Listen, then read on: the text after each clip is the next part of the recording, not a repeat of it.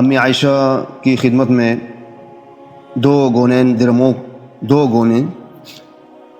یعنی 2 تھیلے درہموں کی بھر کر پیش کی گئیں، جن میں 1,00,000 سے زیادہ درہم تھے۔ کتنے؟ 1,00,000 سے زیادہ۔ امی عائشہ نے طباخ منگایا اور ان کو بھر بھر کر تقسیم فرمانا شروع کر دیا، اور شام تک سب ختم کر دیے، 1 درہم بھی باقی نہ چھوڑا۔ خود روزہ دار تھیں۔ افطار کے وقت باندی سے کہا کہ افطار کے لیے کچھ لے آؤ۔ وہ 1 روٹی اور زیتون کا تیل لے آئیں اور عرض کرنے لگی، کیا اچھا ہوتا کہ 1 درہم کا گوشت ہی منگا لیتی، آج ہم روزہ گوشت سے افطار فرما لیتے۔ فرمانے لگی، اب تانے دینے سے کیا فائدہ، اس وقت یاد دلاتی تو میں منگا لیتی۔ امی عائشہ کی خدمت میں اس نوع کے نذرانے حضرت امیر معاویہ رضی اللہ عنہ، حضرت عبداللہ بن زبیر رضی اللہ عنہ وغیرہ حضرات کی طرف سے پیش کیے جاتے تھے، کیونکہ وہ زمانہ فتوحات کی کثرت کا تھا۔ مکانوں میں غلے کی طرح اشرفیوں کے انبار پڑے رہتے تھے، اناج کی طرح اشرفیوں کے انبار پڑے رہتے تھے، اور اس کے باوجود اپنی زندگی نہایت سادہ اور نہایت معمولی گزاری جاتی تھی۔ یہاں تک کہ افطار کے واسطے بھی نوکرانی کی یاد دلانے کی ضرورت تھی۔ 25,000 روپے کے قریب تقسیم کر دیا۔ کتنے؟ 25,000 کے قریب تقسیم کر دیا، اور یہ بھی خیال نہ آیا کہ میرا روزہ ہے اور گوشت بھی منگانا ہے۔ آج کل اس قسم کے واقعات اتنے دور ہو گئے ہیں کہ خود واقعے کے سچا ہونے میں شک ہونے لگا۔ ہمارا یہ حال ہے نا کہ ہم کو ایسے واقعات سن کے شک ہوتا ہے، لیکن اس زمانے کی عام زندگی جن لوگوں کی نظر میں ہے، ان کے نزدیک یہ اور اس قسم کے سینکڑوں واقعات کچھ بھی تعجب کی چیز نہیں۔ خود امی عائشہ کے بہت سے واقعات اس کے قریب ہیں۔ ایک دفعہ روزہ دار تھیں، ایک دفعہ روزے سے تھیں، اور گھر میں ایک روٹی کے سوا کچھ نہ تھا۔ ایک فقیر نے آ کر سوال کیا، خادمن سے فرمایا کہ وہ روٹی اس کو دے دو۔ اس نے عرض کیا کہ افطار کے لیے گھر میں کچھ بھی نہیں ہے۔ فرمایا، کیا مذائقہ ہے، وہ روٹی اس کو دے دو۔ اس نے دے دی۔ ایک مرتبہ ایک سانپ کو مار دیا۔ کس کو؟ سانپ کو۔ اور ہماری ماں بہنوں کا کیا حال ہے؟ چھپکلی سے ڈرتی ہے، کاکروچ سے ڈرتی ہے۔ تو ایک مرتبہ ایک سانپ کو مار دیا۔ خواب میں دیکھا کوئی کہتا ہے کہ تم نے ایک مسلمان کو قتل کر دیا۔ خواب میں دیکھا کہ کوئی کہتا ہے کہ امی تم نے ایک مسلمان کو قتل کر دیا۔ فرمایا، اگر وہ مسلمان ہوتا تو آقا کی بیویوں کے یہاں نہ آتا۔ اس نے کہا، مگر پردے کی حالت میں آیا تھا۔ اس پر گھبرا کر آنکھ کھل گئی، اور فوراً 12,000 درہم جو ایک آدمی کا خوب ہوتے ہیں صدقہ کیے۔ عروہ رضی اللہ عنہ کہتے ہیں کہ میں نے ایک دفعہ دیکھا کہ 70,000 درہم صدقہ کر دیے، اور اپنے کرتی میں پیوند لگا ہوا تھا، خود کی کرتی پر پیوند لگا ہوا تھا۔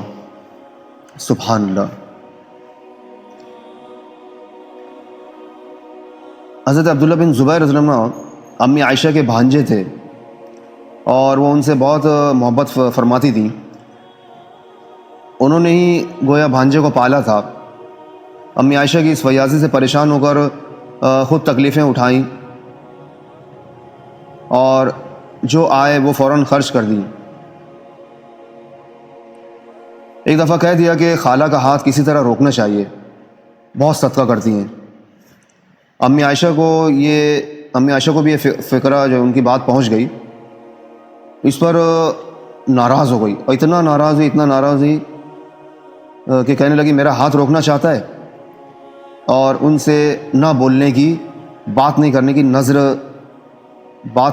کی نظر کے طور پر قسم کھا لی۔ عبداللہ بن زبیر رضی اللہ عنہ کو خالہ کی ناراضی کا بہت صدمہ ہوا، بہت سے لوگوں سے سفارش کرائی، مگر انہوں نے اپنی قسم کا عذر فرما دیا۔ آخر جب عبداللہ بن زبیر رضی اللہ عنہ بہت ہی پریشان ہوئے تو آقا کی ننیال کے 2 حضرات سفارشی بنا کر ساتھ لے گئے۔ وہ دونوں حضرات اجازت لے کر اندر گئے، یہ بھی چھپ کر ساتھ ہو لیے۔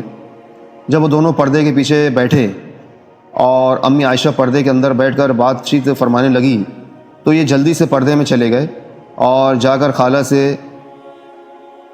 لپٹ گئے اور بہت روئے اور خوشامد کی۔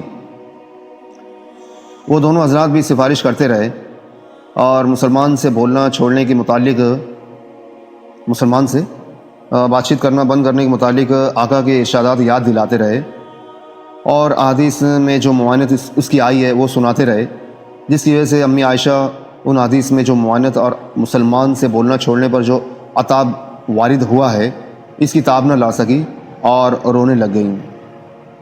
آخر معاف فرما دیا اور بولنے لگی لیکن اپنی قسم، آخر معاف فرما دیا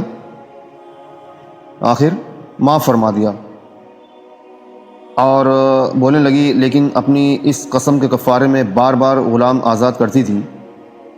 معاف تو کر دیا اور بات چیت شروع کر دی، لیکن قسم ٹوٹ گئی نا، تو اس کے کفارے میں بار بار غلام آزاد کرتی تھی، یہاں تک کہ 40 غلام آزاد کیے، اور جب اس قسم کے توڑنے کا خیال آ جاتا اتنا روتی کہ دوپٹہ تک آنسوؤں سے بھیگ جاتا۔ ہم لوگ صبح سے شام تک کتنی قسمیں ایک سانس میں کھا لیتے ہیں، ہمارا کیا حال ہے؟ یہی حال ہے نا، ہم لوگ صبح سے شام تک کتنی قسمیں ایک سانس میں کھا لیتے ہیں اور پھر اس کی کتنی پرواہ کرتے ہیں؟ اس کا جواب اپنے ہی خود ہی سوچنے کا ہے۔ دوسرا شخص کون ہر وقت پاس رہتا ہے جو بتاوے؟ لیکن جن لوگوں کے یہاں اللہ کے نام کی وقت ہے، جن لوگوں کے یہاں اللہ پاک کے نام کی وقت ہے اور اللہ سے عہد کر لینے کے بعد پورا کرنا ضروری ہے، ان سے پوچھو کہ عہد کو پورا نہ ہونے سے دل پر کیا گزرتی ہے۔ اسی وجہ سے امی عائشہ کو جب یہ واقعہ یاد آتا تو بہت زیادہ روتی تھیں۔ امی عائشہ کی حالت اللہ کے خوف سے وہ، امی عائشہ سے آقا کو جتنی محبت تھی وہ کسی سے مخفی نہیں ہے، یہاں تک کہ جب آقا سے کسی نے پوچھا کہ آپ کو سب سے زیادہ محبت کس سے ہے تو آقا نے فرمایا عائشہ سے۔ اس کے ساتھ ہی مسائل سے اتنی زیادہ واقف تھی کہ بڑے بڑے صحابہ مسائل کی تحقیق کے لیے آپ کی خدمت میں حاضر ہوتے تھے۔ حضرت جبریل علیہ السلام ان کو سلام کرتے تھے۔ جنت میں بھی امی عائشہ کو آقا کی بیوی ہونے کی بشارت دی گئی ہے۔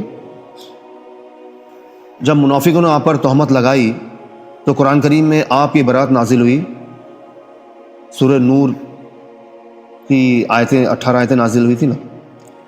خود امی عائشہ فرماتی کہ 10 خصوصیات مجھ میں ایسی ہیں کہ کوئی دوسری بیوی ان میں شریک نہیں۔ ابن سعد نے ان کو مفصل نقل کیا ہے۔ صدقے کی کیفیت پہلے قصوں سے معلوم ہو ہی چکی، لیکن ان سب باتوں کے باوجود اللہ پاک کے خوف کا یہ حال تھا۔ فرمایا کرتی تھی کاش میں درخت ہی ہو جاتی کہ تسبیح کرتی رہتی اور کوئی آخرت کا مطالبہ مجھ سے نہ ہوتا، کوئی حساب کتاب نہ ہوتا۔ کاش میں پتھر ہوتی، کاش میں مٹی کا ڈھیلا ہوتی، کاش میں پیدا ہی نہ ہوتی، کاش میں درخت کا پتا ہوتی، کاش میں کوئی گھاس ہوتی۔ اللہ کے خوف کا یہ منظر، ان کا یہ حال تھا۔ ان حضرات کی یہ عام حالت تھی، اللہ سے ڈرنا انہی کا حصہ تھا۔ اللہ پاک ہم نالائقوں کو بھی کچھ ان کا ذرہ جو ہے اور خیرات میں عطا کر دے، آمین یا رب العالمین۔ اللہ پاک ہمیں ایسے اعمال کرنے کی توفیق عطا فرمائے کہ ہمارا اللہ جو ہم سے خوش ہو جائے، کیونکہ ہماری زندگی کا جو مشن ہے اس دنیا میں آنے کا وہ یہی ہے کہ ہمارا اللہ ہم سے راضی ہو جائے، اللہ ہم سے راضی ہو جائے، اللہ ہم سے راضی ہو جائے۔ وآخر دعوانا الحمد للہ رب العالمین۔